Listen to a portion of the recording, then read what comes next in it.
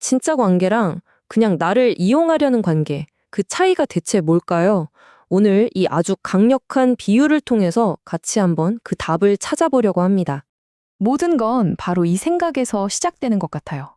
어떤 관계든지 말이죠. 상대방을 그냥, 동등한 사람이 아니라 내 이익을 위한 도구나 대상으로 보기 시작하는 바로 그 순간, 그 관계는 아프기 시작하는 거죠. 자, 이게 그냥 추상적인 얘기가 아니에요. 어떤 한 분이 자기 경험을 직접 나눴는데 들어보면 이게 얼마나 깊고 개인적인 상처가 될 수 있는지 알 수 있거든요. 이분이 어떤 멘토를 만났던 얘기를 해줘요. 근데 처음에는 진짜 좋은 관계인 줄 알았대요. 아, 이 사람 믿을만하다. 그렇게 신뢰가 좀 쌓였다 싶으니까 그 멘토가 본색을 드러낸 거죠. 뭐였냐면 이분을 그야말로 써먹어서 자기 이익을 챙기려고 했던 거예요. 정말 이런 고통스러운 경험을 들으면 우리 모두에게 이런 질문이 생기지 않나요? 대체 어디까지가 서로에게 좋은 건강한 관계고 어디서부터가 그냥 이기적인 착취가 되는 걸까요? 그 선이 참 애매하죠.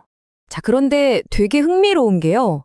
요한복음에 나오는 아주 오래된 이야기 하나가 바로 이 관계의 역학을 정말 적나라하게 보여주는 사례거든요. 이야기는 이렇습니다. 태어날 때부터 앞을 보지 못했던 한 사람이 있었는데 기적적으로 눈을 뜨게 돼요. 와, 정말 놀라운 얘기죠? 근데 문제가 있었어요. 하필 그날이 안식일이었던 거예요. 그래서 당시 종교 지도자들이었던 바리새인들이 이걸 보고 막 분노하면서 이 기적을 어떻게든 부정하려고 그 남자를 막 다그치기 시작합니다. 이 바리새인들이 가진 가장 강력한 무기가 뭐였냐면 어떤 논리나 진실이 아니었어요. 바로 출교라는 정말 무시무시한 협박이었죠. 이게 그냥 너 이제 우리 모임에 못 나와 이 정도가 아니라 그 사람의 사회생활, 경제생활, 모든 관계를 다 끊어버리는 말 그대로 사회적인 사형 선고나 다름없었어요. 이 구절을 보면 그 위협이 얼마나 현실적이고 강력했는지 진짜 생생하게 느껴져요. 아니, 심지어 자기 아들이 눈을 떴는데 그 부모님조차 진실을 말하기를 무서워할 정도였으니까요.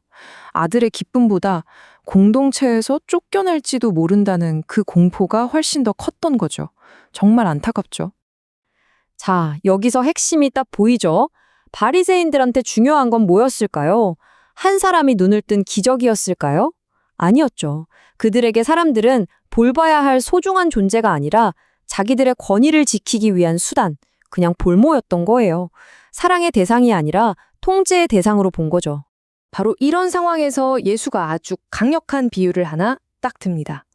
진짜 리더십이 뭔지, 그리고 저 바리새인들처럼 사람들을 학대하는 권력이 뭔지를 아주 선명하게 대조해서 보여주기 위해서요. 한번 보세요. 이 둘의 차이가 정말 극명하죠. 자, 거짓 목자. 이 사람은 도둑이나 강도 같아요. 정당한 문으로 들어오는 게 아니라 담을 넘어 몰래 들어오죠. 당연히 양들한테는 낯선 사람이고요. 목표는 뻔하죠. 훔치고 죽이고 파괴하는 거. 근데 참 목자는 완전히 다릅니다. 문을 통해 당당하게 들어가고 양들은 심지어 그의 목소리를 알아요. 목표는요? 양들에게 더 풍성한 생명을 주는 겁니다. 그러니까 들어가는 방법 자체가 모든 걸 말해주는 거예요. 문으로 들어간다는 건 신뢰와 정당성에 기반한 올바른 관계를 뜻하는 거죠. 반면에 담을 넘는다는 건 뭐겠어요? 이건 강압, 속임수, 착취, 아주 나쁜 의도를 상징하는 겁니다. 그런데 이 비유가 여기서 끝나지 않아요. 훨씬 더 개인적이고 아주 깊은 차원으로 들어갑니다. 참된 목자는요, 그냥 양떼라는 익명의 집단을 관리하는 사람이 아니에요. 양 한 마리 한 마리와 개인적인 관계를 맺는다는 거죠. 그냥 숫자로 보는 게 아니라 인격적인 관계로 만난다는 뜻입니다. 이 비유를 보면 그 의미가 확 와닿죠? 저한테도 고양이가 한 마리 있는데 밖에는 수많은 길고양이들이 있잖아요.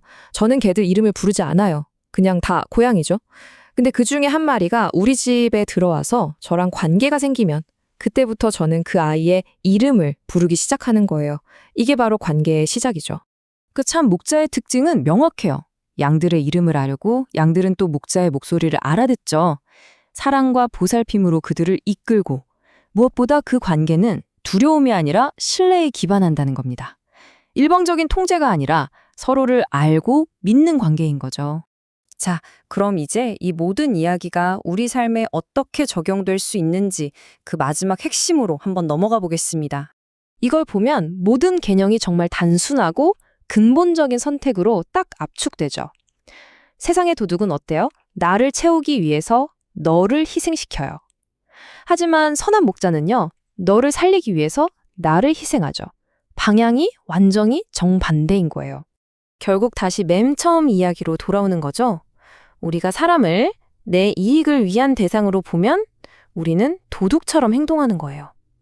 하지만 그들을 사랑해야 할 사람으로 보면 우리는 목자처럼 행동하게 되는 거죠. 결국 모든 관계는 이 선택의 문제인 것 같아요. 이용할 것인가? 사랑할 것인가? 그래서 이 모든 이야기는 결국 우리 각자에게 이 질문을 던지고 있는 겁니다. 여러분의 삶에서 여러분은 누구를 사랑할 사람으로 보고 또 누구를 이용할 대상으로 보고 있나요? 잠시 멈춰서 스스로에게 한번 정직하게 물어볼 만한 질문인 것 같습니다. 그리고 바로 이 한 문장이 오늘의 궁극적인 핵심이 아닐까 싶습니다. 이용이 멈추는 곳에 사랑이 시작된다. 우리가 관계 속에서 누군가를 어떻게든 써먹으려는 그 마음을 딱 멈출 때 바로 그 자리에서 진짜 사랑이 시작될 수 있다는 이 단순하지만 정말 깊은 진실 말이죠. 어쩌면 이게 우리의 모든 관계를 바꿀 수 있는 가장 중요한 열쇠가 아닐까요?